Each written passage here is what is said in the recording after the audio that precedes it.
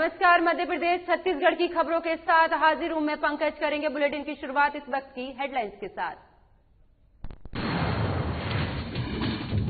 विधानसभा budget सत्र के चौथे दिन हंगामा। प्रश्नकाल में धान खरीदी को लेकर विपक्ष ने किए सवाल। कहा चावल जमा करने की तारीख बढ़ने के बावजूद नहीं हुआ चावल जमा। सीएम शिवराज ने की वीडियो कॉन्फ्रेंसिंग के जरिए समीक्षा बैठक। कोरोना को लेकर सावधानी बरतने के दिए निर्देश। का शहर में चलाया जाए जागरूकता अभियान।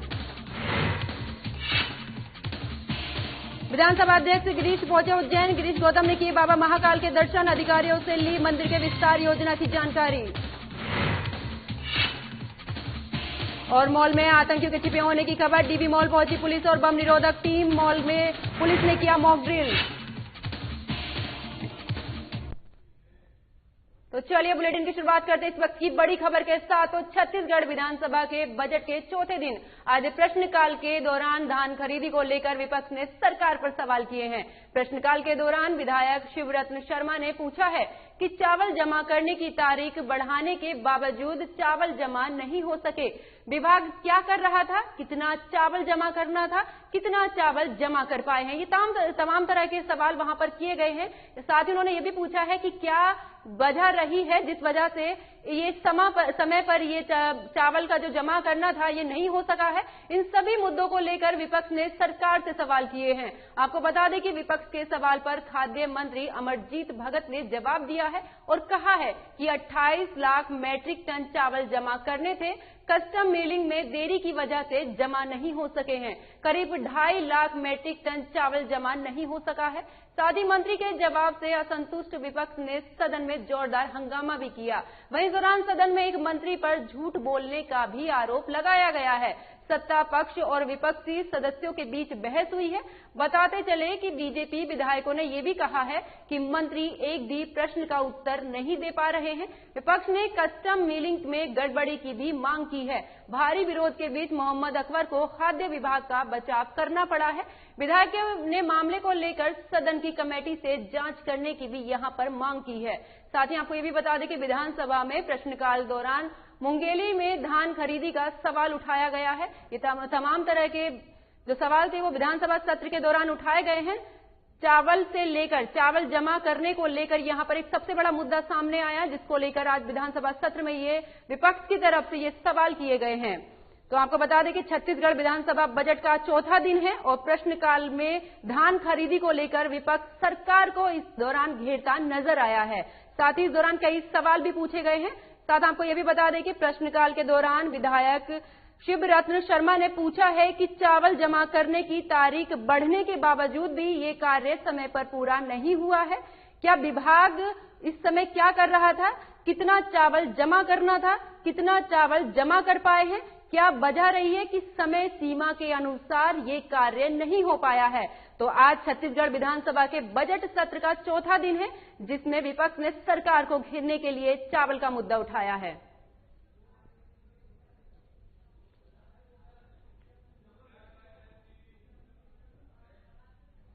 तो मध्य प्रदेश में बढ़ते कोरोना संक्रमण को देखते हुए सीएम शिवराज सिंह चौहान ने मंत्रालय में वीडियो कॉन्फ्रेंसिंग के जरिए से समीक्षा बैठक की है, जिसमें सीएम ने जिलाधिकारियों से वीडियो कॉन्फ्रेंसिंग के जरिए से सावधानी बरतने के निर्देश दिए हैं और साथ ही कहा है कि प्रदेश में फिलहाल लॉकडाउन नहीं लगाया जाएगा।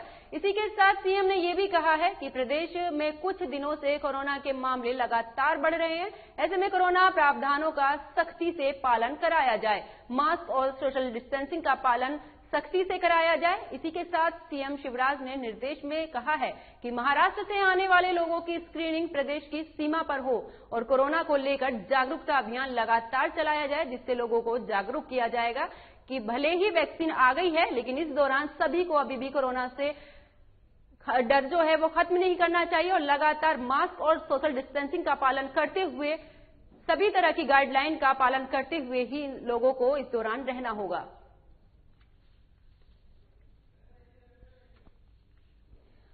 तो मध्य प्रदेश में लगातार कोरोना संक्रमण को देखते हुए सीएम शिवराज सिंह चौहान ने आज एक समीक्षा बैठक की है। आपको बता दें कि ये बैठक वीडियो कॉन्फ्रेंसिंग के जरिए से हुई है, जहां उन्होंने जिले के सभी तमाम अधिकारियों और जिला कलेक्टर के साथ में ये समीक्षा बैठक की और साथ ही कहा है कि लोगों को कोविड-19 के नियमों के पालन के लिए जागरूकता अभियान चलाया जाए, जिससे लोगों को जागरूक किया जाए।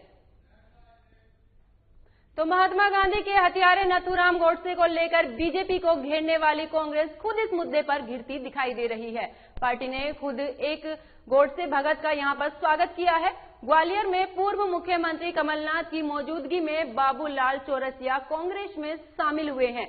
बाबूलाल चौरसिया साल 2017 में ग्वालियर में नथुराम गोडसे की मूर्ति की स्थापना के लिए कार्यक्रम जो चल रहा था उसमें शामिल हुए थे और वो हिंदू महासभा के ग्वालियर नगर निगम वार्ड 44 के पार्षद भी हैं। साथ ही आपको ये भी बता दें कि बाबूलाल चौरसिया के कांग्रेस में शामिल होने पर पार्टी के नेता मानक अग्रवाल ने कमलनाथ का बचाव किया है। उन्होंने कहा है कि गोडसे की पूजा करने वालों को कांग्रेस में शामिल नहीं करवाना चाहिए। हम इसके खिलाफ सख्त हैं और साथ ही कमलनाथ जानकारी में सारी चीजें नहीं होगी, इसीलिए उन्होंने पार्टी में उन्हें शामिल कर दिया है। इसका विरोध किया जाएगा। तो आपको बता दें कि महात्मा गांधी के हत्यारे नाथूराम गोडसे को लेकर बीजेपी को घेरने वाली कांग्रेस खुद अब इस मुद्दे पर घिरती नजर आ रही है।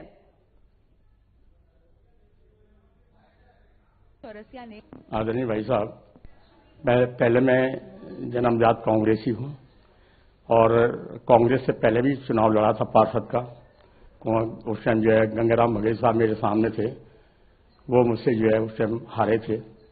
इसके बाद में मुझे भरोसे में रखा गया था। उस टाइम जो है टिकट का संबंध था जो है, तो उस टाइम मेरा जो है टिकट कट गया। फिर इसके बाद में मैं जब दिल्ली में था तो मुझे हमारे हिंदू महासभा के नेता उन्होंने कहा कि हम आपको जो है चुनाव लड़ाएंगे, तो यहाँ घर पे भी नहीं आने दिया और 12 तारीख को फार्म भरवा दिया गया वहां पर। फिर मैं हिंदू महासभा से चुनाव जीता। मेरे सामने उस समय समीर शर्मा जी थे और मैं हिंदू महासभा में रहा। लेकिन मुझे ये मालूम नहीं थी कि इनकी नीतियां जो है मेरे मतलब मन में उतरेंगी या नहीं उतरेंगी। ये बात सही है कि मैं हिंदू महासभा चुनाव लड़ा और जीता भी। कुछ बातें ऐसी हो गई जो मेरा दिल गवारा नहीं करता था। मैं जैसे अंधेरे में रख करके जो है और कोई जैसे षड्यंत्र रच दिया जाता है, उस तरह से जो है इन्होंने उस टाइम किया। जैसे आपने देखा था गोडसे जी की मूर्ति उन्होंने वहां पर स्थापित कर दी थी हिंदू महासभा कार्यालय में। मुझे जानकारी बिल्कुल नहीं थी साहब, मैं इससे अनभिज्ञ था। तो जीना चढ़ करके और इन्होंने जो है मतलब सब जितनी तस्वीरें थी महान पुरुषों की, तो उनकी तरफ जो है मतलब नमन करके फिर उन्होंने गौड़ साहब की तरफ जो है इशारा कर दिया। तो मैंने जो है वो जल था जो है डाला जो है। लेकिन मेरे को बाद में ध्यान आया, किसी ने कहा गौड़ साहब का जिंदाबाद के जैसे कोई नारे लगाए थे साहब ने। मैंने कहा ये आपने मेरे साथ दगा किया, मेरी भावना नहीं, मेरे दिल नहीं बोलता, आपने मेरे साथ ठीक नहीं किया। ये बात सही है कि मैं तुम्हारे साथ हिंदू महासभा में आया और पार्षद के चुनाव लड़ा और जीता मैं, लेकिन आपने ठीक नहीं किया। मेरी आत्मा जब गवारा नहीं थी, आप मेरे साथ षड्यंत्र क्यों रखते हो आप।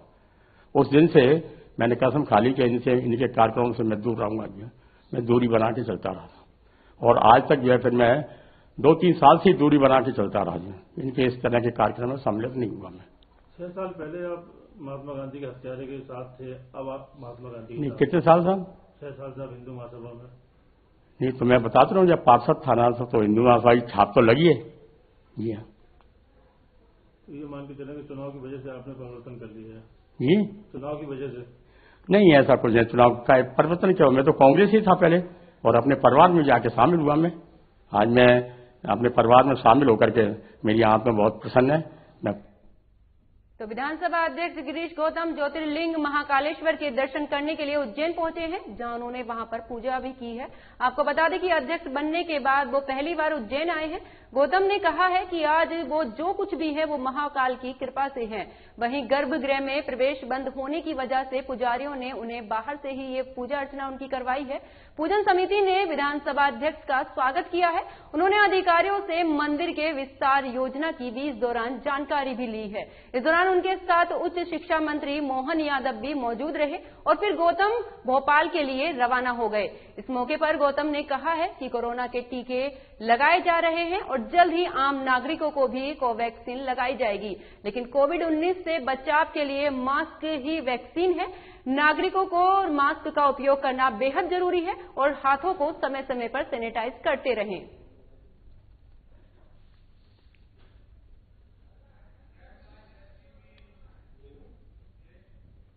तो बस्तर परिवहन संघ का आज चुनाव होगा। आपको बता दें कि दो पैनल एकता और विकास के बीच सीधी टक्कर है। कुल 2011 सदस्य चुनाव में वोटिंग करेंगे। वोटिंग करने की प्रक्रिया पूरी होने के बाद परिणाम भी जल्द ही घोषित हो जाएंगे। चुनाव को लेकर वोटरों में भी जबरदस्त उत्साह नजर आ रहा है। बस्तर परिवहन संघ के चुनाव को देखते हुए केंद्रों में इसे लेकर खासी तैयारी भी देखी जा रही है। बताते चलें कि प्रशासन की ओर से सुरक्षा के पुख्ता इंतजाम किए गए हैं। तीसरा कैमरा फर्जी वोटरों पर भी नजर बनाए रखेगा।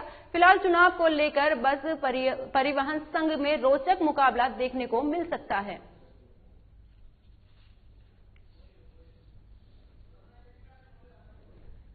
तो बस्तर परिवहन संघ का चुनाव आज होगा। आपको बता दें कि दो पैनल एकता और विकास के बीच ये सीधी टक्कर यहां पर देखने को मिलेगी। कुल 2011 सदस्य चुनाव में यहां पर वोटिंग करेंगे। वोटिंग करने की प्रक्रिया होने के बाद परिणाम भी जल्द ही सामने आ जाएंगे।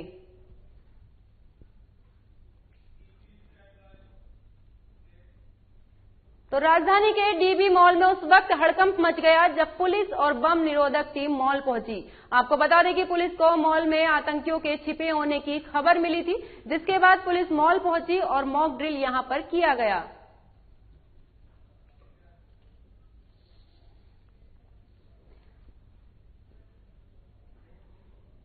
तो राजधानी के डीबी मॉल में उस वक्त हड़कंप मच गया जब पुलिस और बम निरोधक टीम मॉल पहुंची। आपको बता दें कि पुलिस को मॉल में आतंकियों के छिपे होने की यहां इस दौरान खबर मिली थी, जिसके बाद पुलिस मॉल पहुंची और मॉक ड्रिल यहां पर किया गया।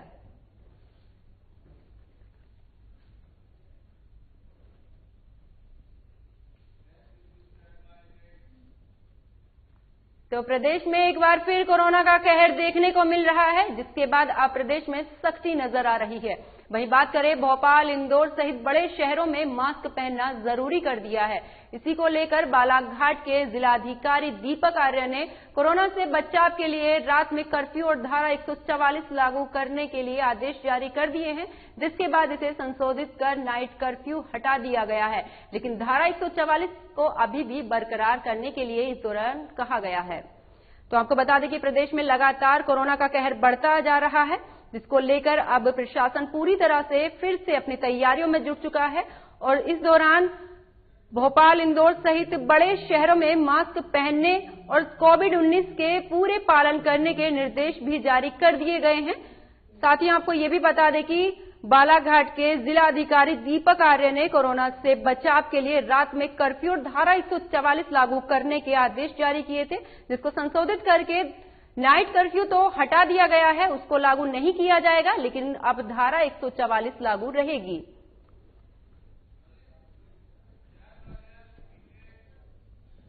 तो छात्रों के हितों को देखते हुए मध्य प्रदेश की शिवराज सरकार ने एक बड़ा फैसला लिया है। अब कॉलेज छात्रों से ज्यादा फीस लेने पर कॉलेज पर सख्त कार्रवाई यहां पर की जाएगी।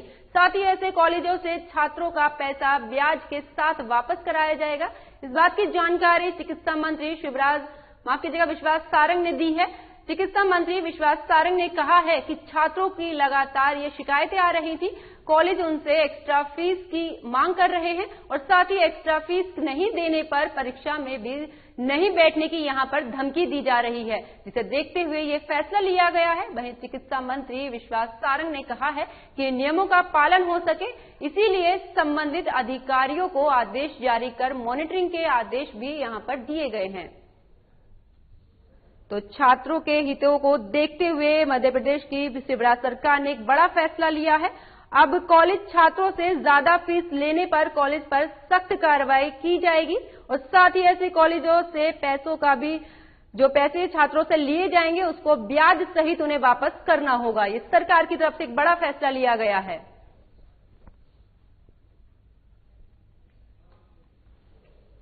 तो आपको बता दें कि ये पूरी जानकारी चिकित्सा मंत्री विश्वास सारंग ने दी है। चिकित्सा मंत्री विश्वास सारंग ने कहा है कि छात्रों की ये लगातार शिकायतें सामने आ रही थी कि कॉलेज उनसे एक्स्ट्रा फीस लेता है और साथ ही एक्स्ट्रा फीस नहीं देने पर परीक्षा में नहीं बैठने की भी कॉलेज की तरफ से धमकी छात्रों को दी जाती रही है, जिसे देखते हुए सरकार ने अब ये बड़ा फैसला लिया है। वहीं चिकित्सा मंत्री विश्वास सारंग ने कहा है कि नियमों का पालन हो, इसीलिए संबंधित अधिकारियों को आदेश जारी कर मॉनिटरिंग के भी निर्देश यहां पर दिए गए हैं।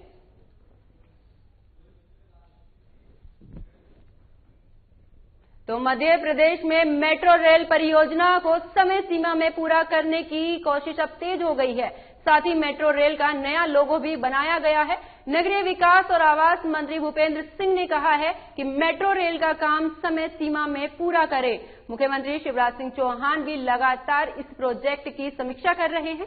वहीं भोपाल शहर में सुभाष नगर के पास और इंदौर शहर में गांधीनगर के पास मेट्रो रेल डिपो के लिए डीडीसी की नियुक्ति की गई है। डीडीसी द्वारा डिपो निर्माण के लिए तकनीकी परीक्षण कर जल्द ही इंदौर और भोपाल की निविदाएं अनियंत्रित किए जाने की कार्रवाई की जा रही है।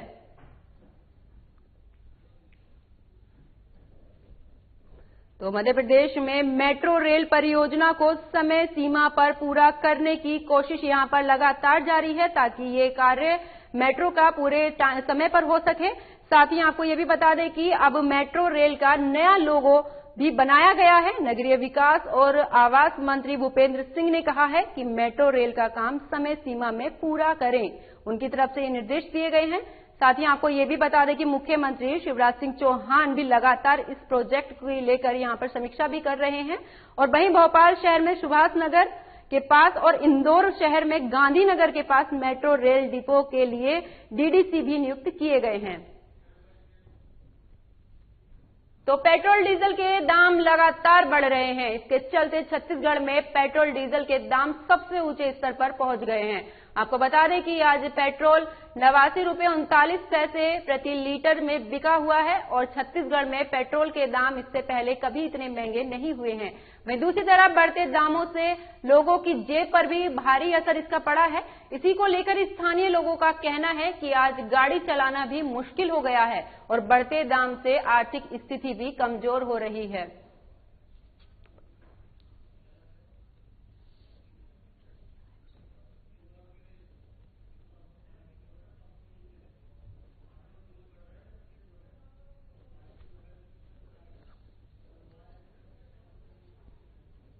तो पेट्रोल डीजल के दामों में लगातार इजाफा हो रहा है, जिसके चलते छत्तीसगढ़ में पेट्रोल डीजल के दामों में लगातार बढ़ोतरी हो रही है।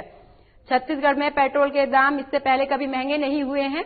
वहीं दूसरी ओर इस तरह से बढ़ते दामों की वजह से आम लोगों को काफी परेशानी हो रही है। साथ ही लोगों का ये भी कहना है कि अब गाड़ी चलाना भी मुश्किल हो गया है, क्योंकि लगातार बढ़ते दामों की वजह से आर्थिक स्थिति भी कमजोर होती जा रही है। लोगों के सामने आर्थिक स्थिति का ये नजारा सामने आया है। लगातार बढ़ते पेट्रोल डीजल के दामों से लेकर अब आम जनता भी परेशान हो गई है।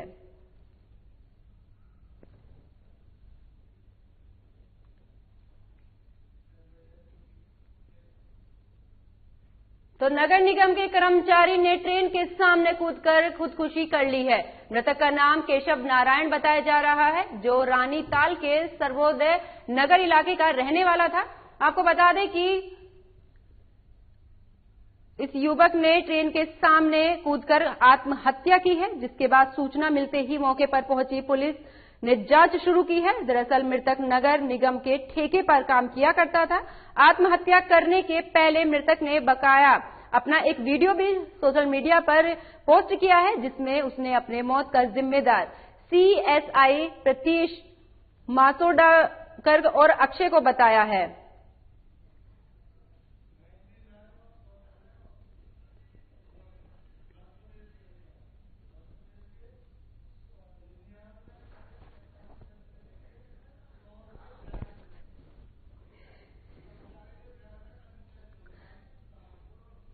तो तो आपको बता दें कि नगर निगम के कर्मचारी ने ट्रेन से कूदकर आत्महत्या कर ली है। मृतक का नाम केशव नारायण बताया जा रहा है, जो रानीताल के सर्वोदय नगर इलाके का रहने वाला था।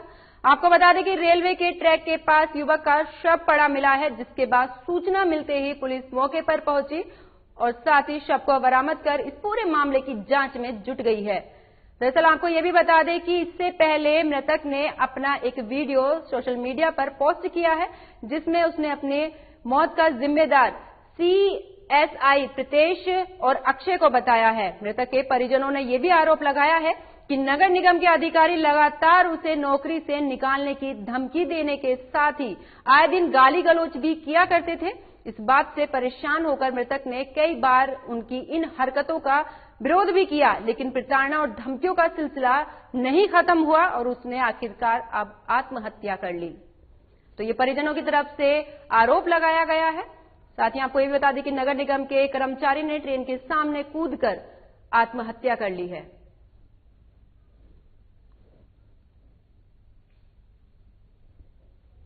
तो पुलिस इन तमाम आरोपों को देखते हुए इस पूरे मामले की जांच में जुट गई है। तो बुलेटिन में फिलहाल इतना ही। मुझे दीजिए इजाजत। नमस्कार।